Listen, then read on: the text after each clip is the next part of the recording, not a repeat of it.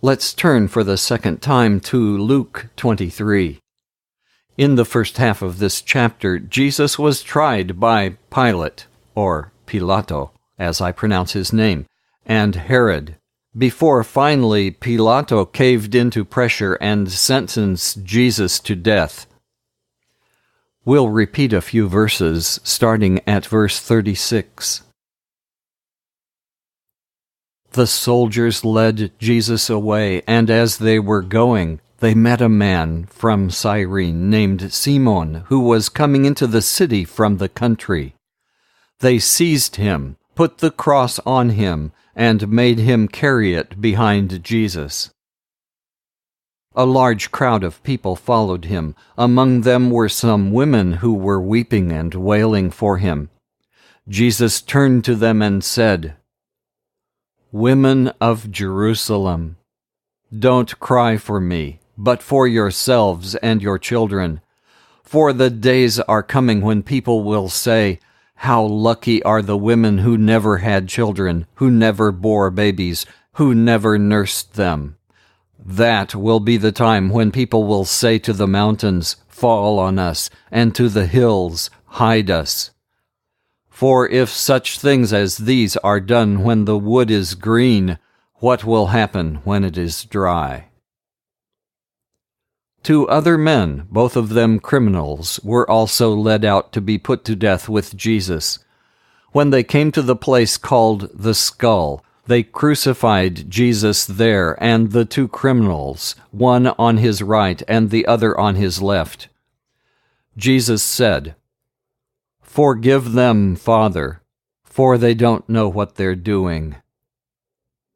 They divided his clothes among themselves by throwing dice. The people stood there watching while the Jewish leaders made fun of him. "He saved others. Let him save himself if he is the Messiah whom God has chosen." The soldiers also made fun of him. They came up to him and offered him cheap wine and said, "Save yourself, if you are the King of the Jews." Above him were written these words, "This is the King of the Jews." One of the criminals hanging there hurled insults at him. "Aren't you the Messiah? Save yourself and us." The other one, however, rebuked him, saying, "Don't you fear God? You received the same sentence he did. Ours, however, is only right, because we are getting what we deserve for what we did. But he has done no wrong." And he said to Jesus, "Remember me, Jesus, when you come as king." Jesus said to him, "I promise you that today you will be in paradise with me." It was about 12 o'clock when the sun stopped shining and darkness covered the whole country until 3 o'clock. And the curtain hanging in the temple was torn in 2.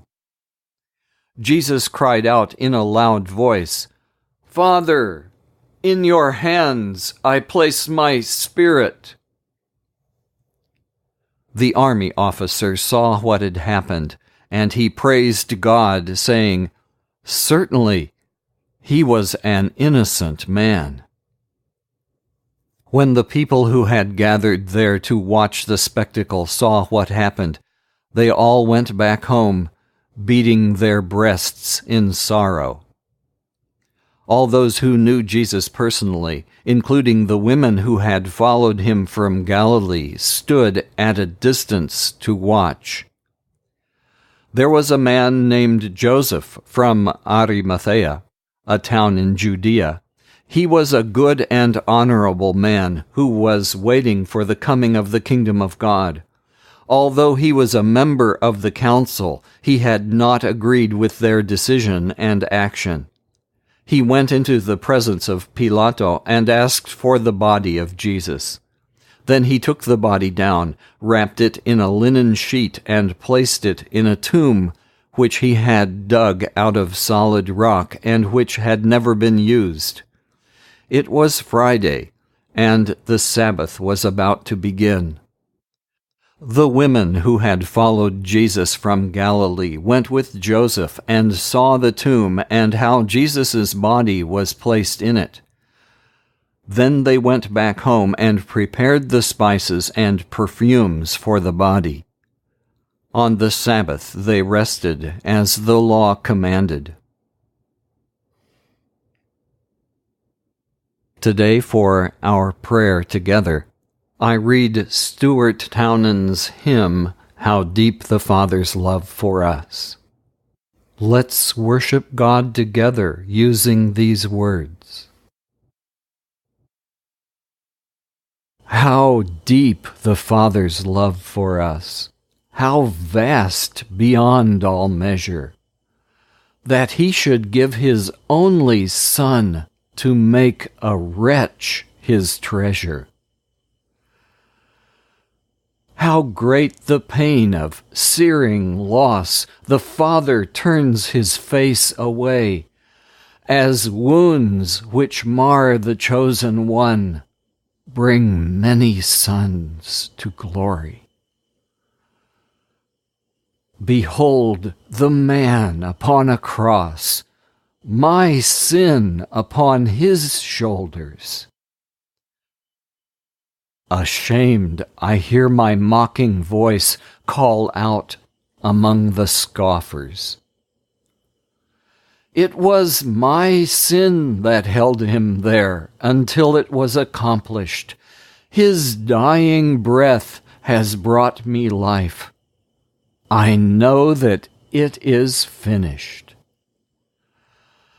I will not boast in anything. No gifts, no power, no wisdom, but I will boast in Jesus Christ, His death and resurrection. Why should I gain from His reward? I cannot give an answer. But this I know with all my heart, His wounds have paid my ransom.